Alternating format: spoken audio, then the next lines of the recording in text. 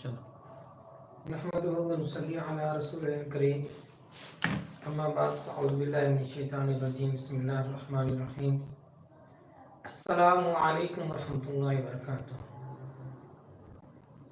तमाम सामईन व हाज़रीन, आज से हम कुरान करीम की तर्जुमा और तिलावत को पढ़ेंगे। कुरान करीम को की तिलावत करेंगे और इसका तर्जुमा पढ़ेंगे, और इसके लिए हमने जो तर्जुमा और जो तफसीर मुंतखब की है वो है ज़ियाउल कुरान।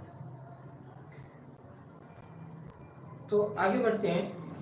इब्तिदा है सूरत फातिहा शरीफ से। सूरत फातिहा शरीफ कुरान करीम की ये वो मुख्तसर लेकिन हक़ाइक़ और मानी से लबरेज, दिल नशीन और दिल आवेज़, जलीलुल कदर सूरत है, जिससे इस मुक़द्दस आसमानी किताब का आगाज़ होता है, जिसने तारीख़ इंसानी का रुख मोड़ दिया, जिसने फ़िक्र और नज़र में इनकलाब पैदा कर दिया, जिसने क़ल्ब और रूह को नई ज़िंदगी बख्श दी। इस पाक सूरत की गूनागूं बरक़ात को क्यों कर कलमबंद किया जा सकता है। वो चंद नाम ऐसे हैं जिनसे हुज़ूर अकरम सल्लल्लाहु तआला अलैहि वसल्लम ने इस सूरह मुबारक को याद फरमाया है। ये नाम ऐसे हैं जो हकीकत शनास निगाहों को इस सूरह मुबारक की बरक़ात से आशना कर देते हैं। ये बरक़ात इसमें बड़ी खूबसूरती से समाई हुई हैं। ये नाम अल-फातिहा, हुज़ूर सल्लल्लाहु अलैहि वसल्लम ने इस सूरह मुबारक को अल-फातिहा का नाम भी दिया, फातिहतुल किताब भी लिखा।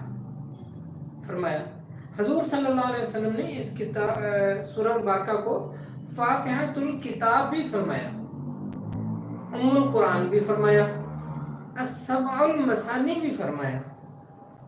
इस सूरह मुबारक को अल शिफा भी फरमाया। ये सूरह पाक मक्का मुकर्रमा में नाज़िल हुई। इसका एक रुकू है और 7 आयतें हैं। इसके अल्फाज की तादाद 25 है और हुरूफ की तादाद 123 है। शुरू करते हैं। बिस्मिल्लाहिर्रहमानिर्रहीम। अल्लाह ताला के नाम से शुरू करता हूँ जो बहुत ही मेहरबान, हमेशा रहम फरमाने वाला है। आगे बढ़ने से कबल बिस्मिल्लाह शरीफ के ही कुछ तशरीह और तौज़ीह पेश करते चलते हैं। इस्लामी आदाब मुआशरत में एक अहम मकाम हासिल है। हमें हमारे हादी और मुर्शिद अलैहिस्सलातु वस्सलाम ने यह सबक दिया है कि हर काम बिस्मिल्लाहिर्रहमानिर्रहीम कह के शुरू करो। बल्कि यहाँ तक फरमाया कि अगर दरवाज़ा बंद करो तो अल्लाह का नाम लिया करो, दिया बुझाओ तो अल्लाह का नाम लिया करो, अपने बर्तन ढांपो तो अल्लाह का नाम लिया करो, अपनी मश्क का मुंह बांधो तो भी अल्लाह का नाम लिया करो। मकसद ये है कि हर काम छोटा हो या बड़ा, करते वक्त इंसान अपने कारसाज़ हकीकी का नाम लेने का खुगर हो जाए, आदी हो जाए, ताकि उस नाम पाक की बरकत से, इस नाम पाक की बरकत से मुश्किलें आसान हो जाएं, इसकी ताईद और नुसरत पर इसका तवक्कुल पुख्ता हो जाए। नीज़ जब इसे हर काम शुरू करते वक्त अल्लाह ताला का नाम लेने की आदत पड़ जाएगी तो वो हर ऐसा काम करने से रुक जाएगा जिसमें अल्लाह ताला की नाराज़गी होगी। इमाम कुर्तुबी रहमतुल्लाह अलैह ने सही सनद से ये हदीस नक़ल की है कि हज़रत उस्मान रज़ियल्लाहु अन्हु बिन अबिल आस ने शिकायत की कि या रसूलुल्लाह सल्लल्लाहु अलैहि वसल्लम, जब से मुशर्रफ इस्लाम हुआ हूँ जिस्म में दर्द रहता है। तो हुज़ूर अकरम सल्लल्लाहु अलैहि वसल्लम ने फरमाया कि जहाँ दर्द हो वहाँ हाथ रखकर 3 बार बिस्मिल्लाहिर्रहमानिर्रहीम पढ़ो और 7 बार ये जुमला कहो, आऊज़ु बिइज़्ज़तिल्लाहि व कुदरतिही मिन शर्रि मा अजिदु व उहाज़िरु। अल्लाह ताला माबूद हकीकी का इल्म ज़ाती है, ज़ाते बारी के अलावा किसी के लिए इस्तेमाल नहीं होता।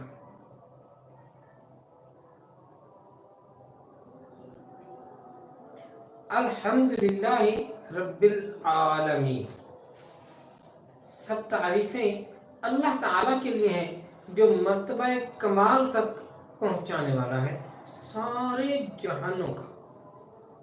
ہر خوبی و کمال جس کا ظہور اختیار اور ارادہ سے ہو، اس کی ستائش و ثنا کو حمد کہتے ہیں۔ اس لفظ حمد نے اس حقیقت کو بے حجاب کر دیا کہ اللہ تعالیٰ کا صفات کمال سے متصف ہونا اضطراری اور غیر اختیاری نہیں، بلکہ اس کی اپنی مرضی اور ارادہ کی جلوہ نمائی ہے۔ کمال کہیں بھی ہو، جمال کسی روپ میں بھی ہو، اسی کی کرشمہ سازی ہے، اسی کی با اختیار تدبیر کا اعجاز ہے۔ تو ستائش و تعریف کسی کی بھی کی جائے، حقیقت میں اسی ذات بے ہمتا کی ہے جس کی قدرت و اختیار سے اس عالم رنگ و بو کی ساری رنگینیاں اور رعنائیاں روح پذیر ہیں۔ اسی لیے فرمایا الحمدللہ۔ اچھا، سورۃ فاتحہ کا آغاز الحمد شریف سے ہے، الحمد سے کیا گیا ہے۔ اس سے اس امر کی طرف بھی اشارہ ہے کہ سالک جب راہ طلب میں قدم رکھے تو پہلے اپنے رب کی حمد کرے جس نے اس راہ پر گامزن ہونے کی اسے توفیق بخشی، جس نے منزل مقصود کی لگن اس کے دل میں پیدا کی، کیونکہ میری طلب بھی انہی کے کرم کا صدقہ ہے، میری طلب بھی انہی کے کرم کا صدقہ ہے، قدم یہ اٹھتے نہیں اٹھائے جاتے ہیں۔ نیز اس صورت میں دعا بھی ہے، اور دعا کے آداب سے یہ بھی ہے کہ مولا کریم جس کے سامنے وہ دامن طلب پھیلا رہا ہے، اس کی بخشش بے انداز اور اس کے عنایات جہاں پرور کا اعتراف کرے۔ الحمد کے بعد لفظ ہے رب، الحمد رب العالمین، الحمد للہ رب العالمین۔ الحمد تعریف ہوگی، للہ اللہ کے لیے، رب العالمین جو کہ سارے جہانوں کا رب ہے۔ رب مصدر ہے، اس کا معنی ہے تربیت، اور تربیت عربی میں کہتے ہیں کسی چیز کو اس کی ازلی استعداد و فطری صلاحیت کے مطابق آہستہ آہستہ مرتبہ کمال تک پہنچانا۔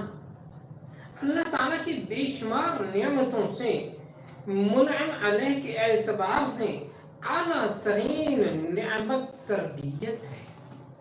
اس لیے حمد کے فوراً بعد اس کا ذکر فرمایا کہ حامد کو یاد دلایا کہ جس کی تو حمد کر رہا ہے وہی ہر حمد کے لائق ہے، کیونکہ اسی نے تجھے ضعف و ناتوانی، جہالت و بے بسی کی حالت سے نکال کر اس منزل تک پہنچا دیا۔ عالمین، عالمین عالم کی جمع ہے، اور یہ ماخوذ ہے علم بمعنی علامت و نشانی سے، کیونکہ ہر چیز اپنے پیدا کرنے والے کا پتہ دیتی ہے۔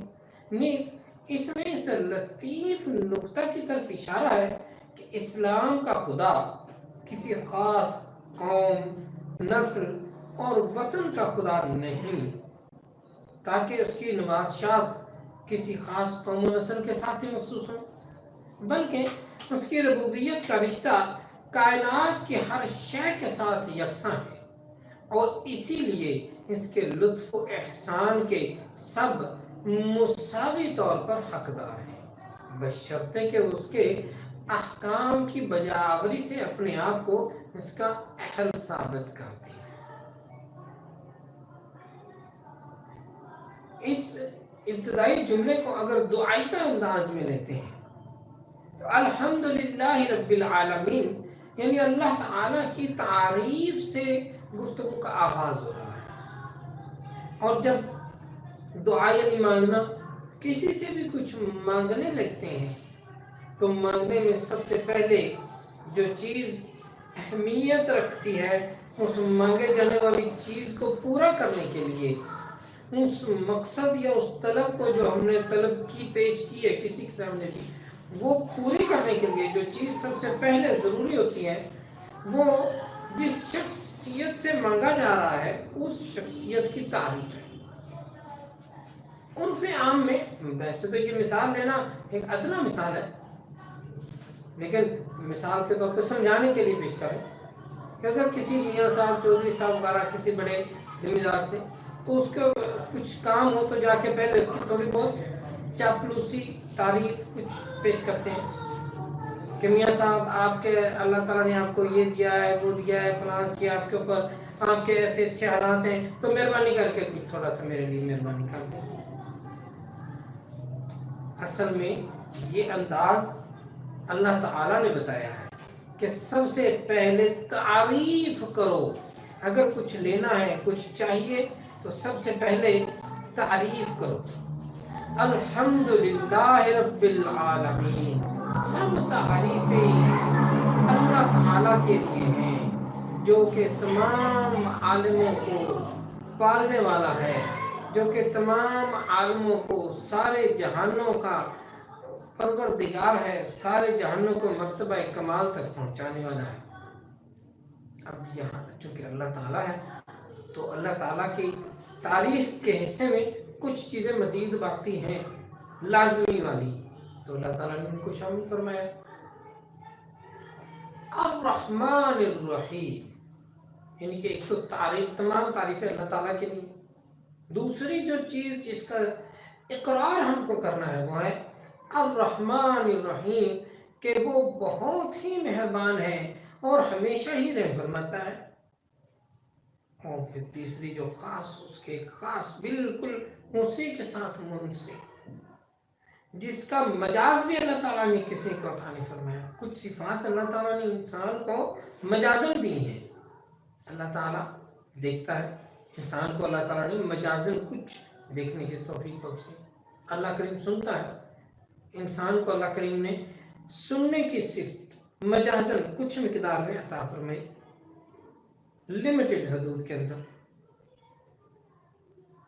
لیکن کچھ صفات ایسی ہیں، کچھ ایسی خوبیاں، کچھ ایسی قوتیں، کچھ ایسی چیزیں، کچھ ایسی طاقتیں ہیں جو اللہ کریم نے مخلوق میں سے کسی کو نہیں بخشی، اسی کے ساتھ خاص ہیں۔ اور ان خاص میں سے سب سے خاص مالک یوم الدین، مالک ہے روز جزا کا۔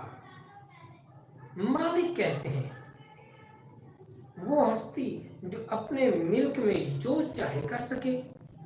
اس لفظ سے ان عقائد باطلہ کی تردید ہوگی جن میں ہندوستان کے مشرک اور کئی دوسری قومیں بھی مبتلا تھیں، یعنی خدا ہر مجرم کو سزا دینے پر مجبور ہے، اسے معاف کرنے کا ہرگز اختیار نہیں ہے۔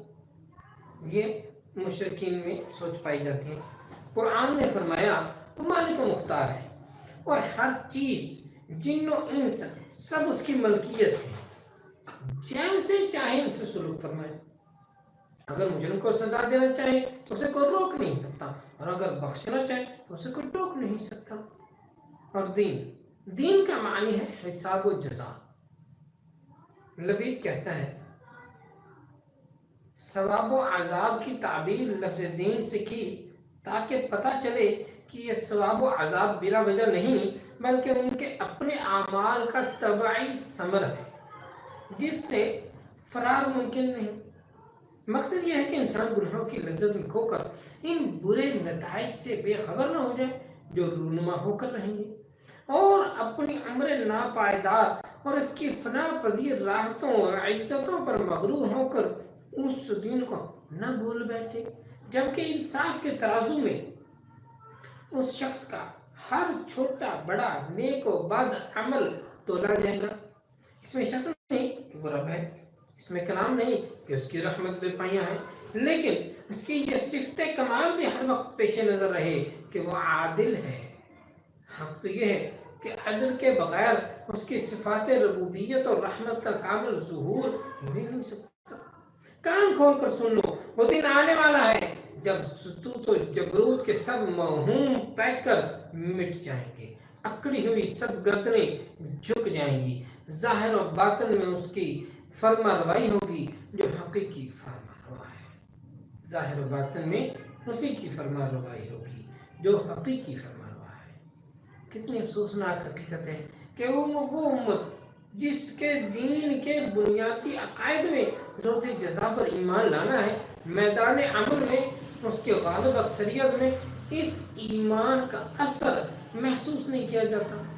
وہ روز حساب اور مکافات عمل کے قانون سے یوں غافل ہیں گویا کسی نے انہیں یہ بات بتائی ہی نہیں۔ مالک یوم الدین ہمیں یہ بھی بتا رہا ہے، یہ جملہ ہمیں یہ بھی بتا رہا ہے کہ ہم دنیا میں جو کچھ مانگ رہے ہیں، جو کچھ کر رہے ہیں، اللہ سے جو مانگنے والے ہیں، اس کو بھی مانگنے سے پہلے سوچ لیں کہ اس مانگے ہوئی چیز کا حساب بھی دینا ہے۔ الحمد شریف سورۃ فاتحہ ایک دعا بھی ہے نا، تو دعا کا انداز بھی اللہ تعالیٰ نے بتایا، انتہائی خوبصورت انداز، بہترین انداز، اور دعا مانگنے کا طریقہ اللہ کریم بتا رہا ہے۔ تو اس طریقے کے اندر یہ بات بھی پوشیدہ ہے کہ مالک یوم الدین کا جب ہم اقرار کرتے ہیں، ہمارے ذہن میں یہ بات آ جاتی ہے کہ ہم جو چیز آگے مانگنے والے ہیں اس کا حساب بھی دینا ہے، جو زندگی ہم گزار رہے ہیں اس کا حساب بھی دینا ہے، جو لمحات گزر رہے ہیں ان کا حساب بھی دینا ہے، جو اعمال ہم نے دنیا میں کیے ہیں ان سب کا حساب بھی دینا ہے۔ حساب لے گا کون؟ اللہ تعالیٰ جو کہ رحمان الرحیم ہے، تمام تعریفیں اسی کے لیے ہیں۔ اور اس کے بعد یہ اللہ تعالیٰ کی تعریف کے چند کلمات پیش کرنے کے بعد اللہ تعالیٰ فرما رہا ہے کہ اب ایسے آگے چلنا ہے۔ کیسے؟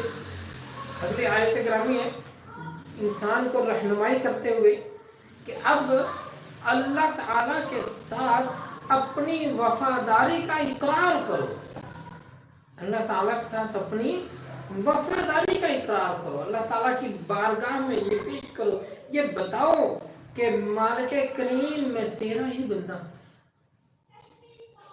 میں تو تیرا ہی بندہ، تیرے سوا تو میں کسی کو سوچتا دیکھتا بھی نہیں۔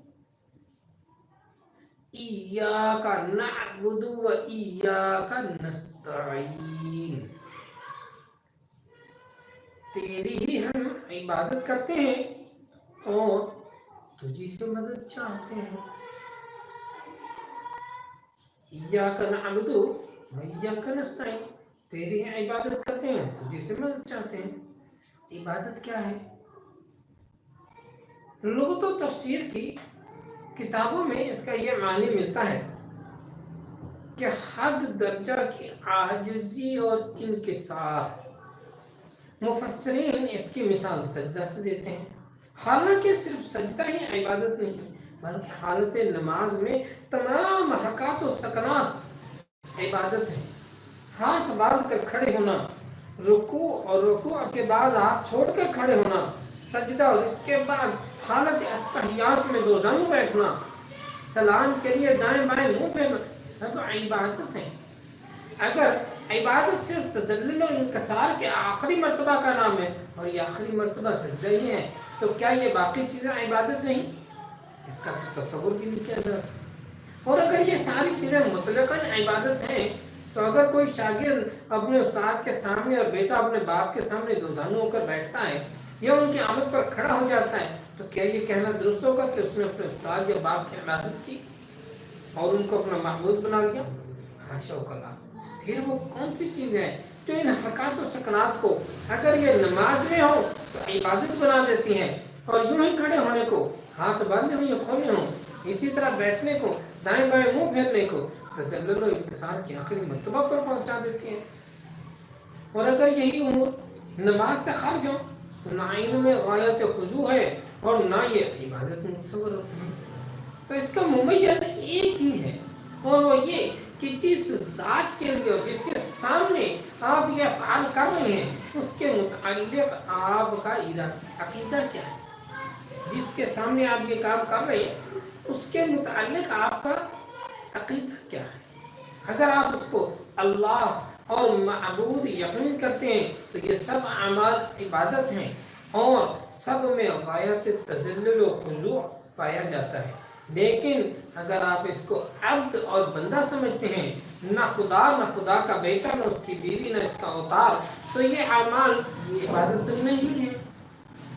ہاں، آپ ان کو احترام، اجلال، تعظیم کہہ سکتے ہیں، البتہ شریعت محمدیہ علی صاحبہ اجمل الصلاۃ و اطیب السلام میں غیر خدا کے لیے سجدہ تعظیمی بھی ممنوع ہے۔ یہ سمجھ لینے کے بعد اب یہ بات خود بخود واضح ہو گئی کہ اللہ تعالیٰ کی ذات پاک کے بغیر کوئی دوسری چیز ایسی نہیں جس کی عبادت شرعاً سمجھ لے یا عقلاً درست ہو۔ سب سے بالا تر اور قوی تر وہ ہے، سب کا خالق اور سب کو اپنی تربیت سے مرتبہ کمال تک پہنچانے والا، وہ لطف و کرم کا بہم می برسانے والا، وہ بندہ ہزار خطائیں کرے، لاکھوں جرم کرے، اپنی رحمت سے معاف فرمانے والا وہ، اور قیامت کے دن ہر نیک و بد کی قسمت کا فیصلہ فرمانے والا وہ، تو اسے چھوڑ کر انسان کسی غیر کی عبادت کرے تو آخر کیوں؟ بلکہ اس کے بغیر اور ہے ہی کون جو معبود اور اللہ ہو اور اس کی پرستش کی جائے؟ اسی لیے قرآن نے ہمیں صرف یہی تعلیم نہیں دی کہ نعبدو کا کہ ہم تیری عبادت کرتے ہیں، کیونکہ اس میں یہ احتمال بھی ہے کہ ہم تیری عبادت کرتے ہیں اور تیرے ساتھ اوروں کی بھی، ان کے یہ سبق دیا ایاک نعبدو، صرف تیری ہی ہم عبادت کرتے ہیں اور کسی کی نہیں کرتے۔ مفسرین کرام نے ایاک کو مقدم کرنے میں حصر و تخصیص کے علاوہ دیگر لطائف کا ذکر بھی فرمایا ہے۔ فرماتے ہیں یہاں تین چیزیں، عابد، عبادت اور معبود، کیونکہ جب بھی فعل ہوتا ہے تو فعل، فاعل، مفعول، تین چیزیں چاہیے۔ فاعل ہے عابد، فعل عبادت اور مفعول معبود۔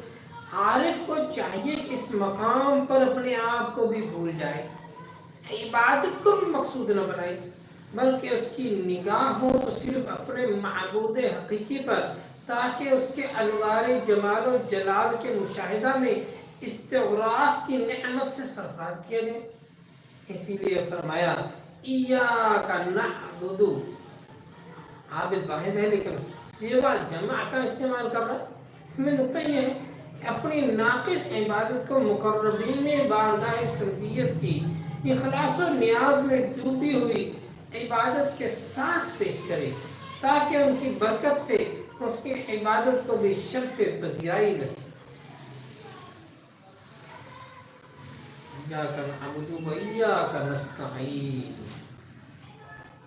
یعنی جیسے ہم صرف تیری عبادت کرتے ہیں، اسی طرح مدد بھی ہم صرف تجھی سے طلب کرتے ہیں۔ تو ہی کارساز حقیقی ہے، تو ہی مالک حقیقی ہے، ہر کام میں، ہر حاجت میں تیرے سامنے ہی دست سوال دراز کرتے ہیں۔ لیکن اس کا یہ مطلب نہیں کہ اس عالم اسباب میں اسباب سے قطع نظر کر لیا جائے۔ بیمار ہوئے تو علاج سے کنارہ کش، تلاشی رزق کے وقت وسائل معاش سے دستبردار، حصول علم کے لیے صحبت استاد سے بیزار۔ اس طریقہ کار سے اسلام اور توحید کا کوئی سروکار نہیں، کیونکہ وہ جو شافی، رزاق اور حکیم ہے، اسی نے ان نتائج کو ان اسباب سے وابستہ کر دیا ہے، اسی نے ان اسباب میں تاثیر رکھی ہے۔ اب ان اسباب کی طرف رجوع استعانت بالغیر نہیں ہوگی۔ اسی طرح ان جملہ اسباب میں سب سے قوی تر اور اثر آفرین سبب دعا ہے۔ حضور علیہ السلام نے فرمایا الدعاء یرد القضاء، کہ دعا تو تقدیر کو بھی بدل دیتی ہے۔ اور اس میں کلام نہیں کہ محبوبہ نے خدا کے ساتھ اللہ تعالیٰ کا وعدہ ہے کہ وہ ان کے عاجزانہ اور نیاز مندانہ التجاؤں کو ضرور شرف بخشتا ہے، ضرور شرف قبولیت بخشتا ہے۔ چنانچہ حدیث قدسی جسے امام بخاری رحمۃ اللہ علیہ اور دیگر محدثین نے روایت کیا ہے، مذکور ہے کہ اللہ تعالیٰ اپنے مقبول بندوں کے متعلق ارشاد فرماتا ہے کہ اگر میرا مقبول بندہ مجھ سے مانگے گا میں ضرور اس کا سوال پورا کروں گا، اور اگر وہ مجھ سے پناہ طلب کرے گا تو میں اسے ضرور پناہ دوں گا۔ اب اگر کوئی شخص ان محبوبان الہی کی جناب میں، خصوصاً حبیب کبریا علیہ تحیت و ثناء کے حضور میں کسی نعمت کے حصول یا کسی مشکل کی کشود کے لیے التماس دعا کرتا ہے تو یہ بھی استعانت بالغیر اور شرک نہیں، بلکہ عین اسلام اور عین توحید ہے۔ ہاں اگر کسی ولی، شہید یا نبی کے متعلق کسی کا یہ عقیدہ ہو کہ یہ مستقل بالذات ہے اور خدا نہ چاہے تب بھی یہ کر سکتا ہے تو یہ شرک ہے، اور ایسا کرنے والا مشرک ہے۔ اس حقیقت کو حضرت شاہ عبد العزیز رحمۃ اللہ علیہ نے نہایت بسط کے ساتھ اپنی تفسیر میں رقم فرمایا، اور اس کا ماحصل مولانا محمود الحسن صاحب نے ان الفاظ میں بیان فرمایا۔ اس آیت شریفہ سے معلوم ہوا کہ اس کی ذات پاک کے سوا کسی سے حقیقت میں مدد مانگنی بالکل ناجائز ہے۔ ہاں اگر کسی مقبول بندہ کو محض واسطہ رحمت الہی اور غیر مستقل سمجھ کر استعانت ظاہری اس سے کرے تو یہ جائز ہے کہ یہ استعانت در حقیقت حق تعالی سے ہی استعانت ہے۔ اس کی مثال کے لیے ایک بہت ہی عمومی اور ہر گھر میں مستعمل عمل ہے۔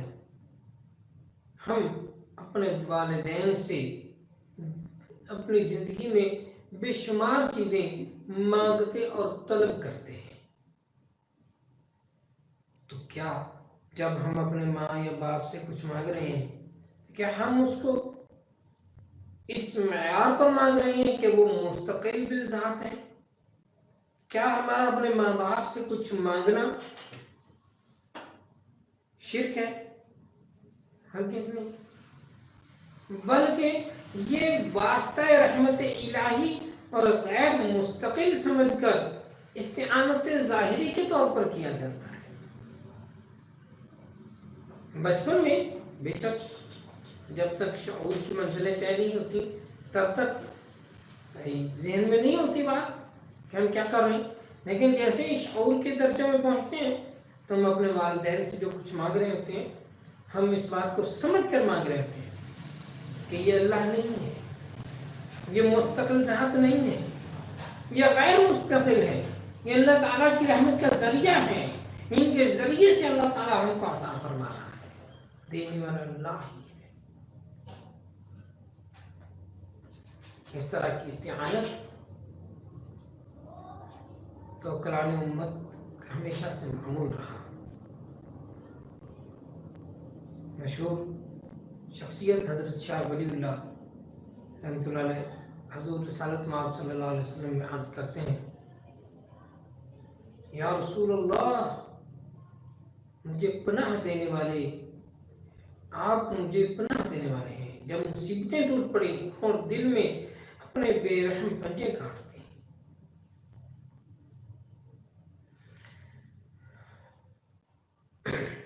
صراط الذین اهدنا الصراط المستقیم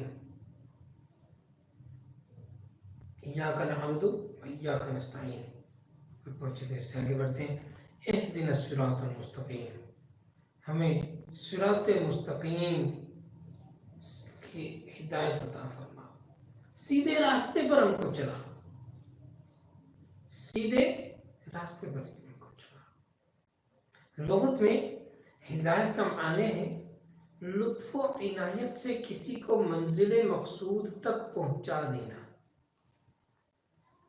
اللہ تعالیٰ کی عظمت و کبریائی کے بیان کے بعد، اس کے مسلسل انعامات کے اعتراف کے بعد، اپنی عبودیت اور ناتوانی کا اعلان کرنے کے بعد، انسان اپنے رحمان و رحیم رب کے حضور میں دعا کے لیے ہاتھ پھیلا کر گویا عرض کرتا ہے کہ میں کمزور ہوں، نفس کی فریب کاریاں اور شیطان کی وسوسہ اندازیاں بہت شدید ہیں، خود تو ہی میری دستگیری فرما، اپنے لطف و کرم سے مجھے سیدھے راستے پر ثابت قدمی سے چلتے رہنے کی توفیق بخش، اپنی رضا کی منزل تک پہنچا، قرب و وصال الہی کے اس مقام پر پہنچ کر مومن تنہا اپنی ذات کے لیے ہدایت طلب نہیں کرتا بلکہ ساری امت محمدیہ کے لیے ہدایت کا طلبگار ہے۔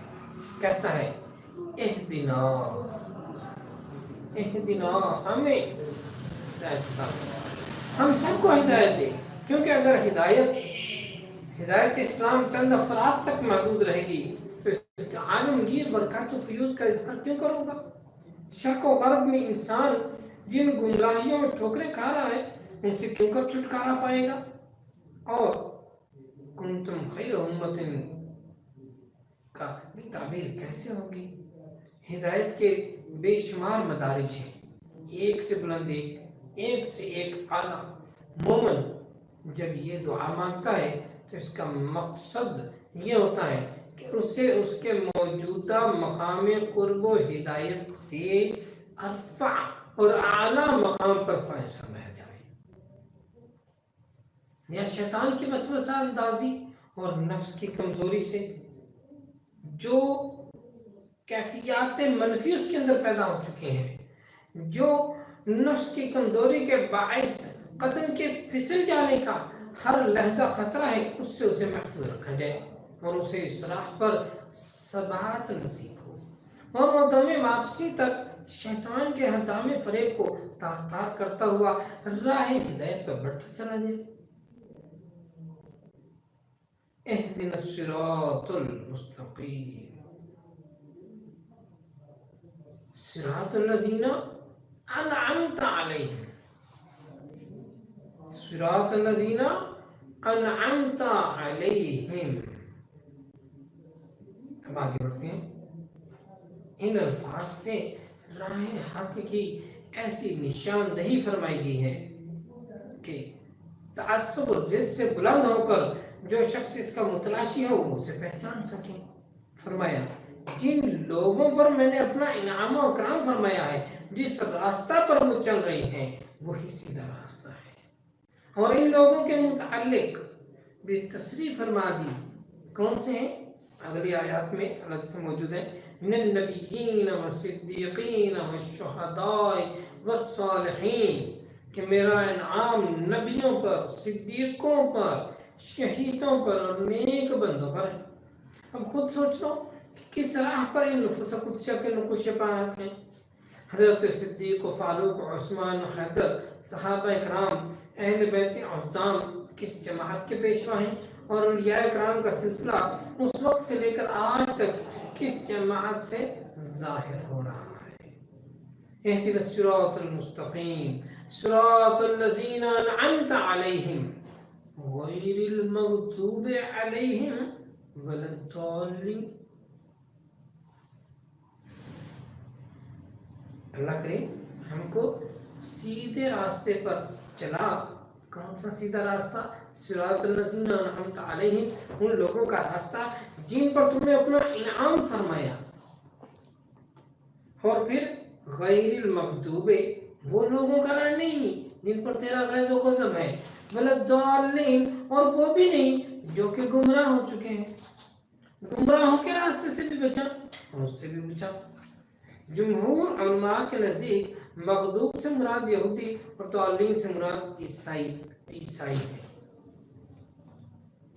جب آگے بڑھے اسی چیز کو دوسرے پہلو سے دیکھیں کہ وہ لوگ جو گمراہ ہو چکے ہیں، وہ لوگ جن پر اللہ تعالیٰ کا غیظ و غضب نازل ہو چکا ہے، جن کو باری تعالیٰ نے ناپسند فرما دیا ہے، ان کی تمام نشانیاں بھی قرآن کریم میں بیان ہیں کہ یہ کیسے لوگ ہیں۔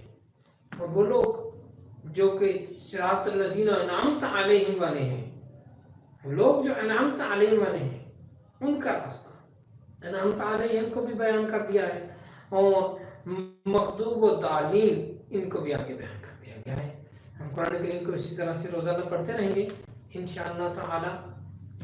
آج کی مجلس یہیں اختتام پذیر ہوتی ہے۔ السلام علیکم ورحمۃ اللہ وبرکاتہ۔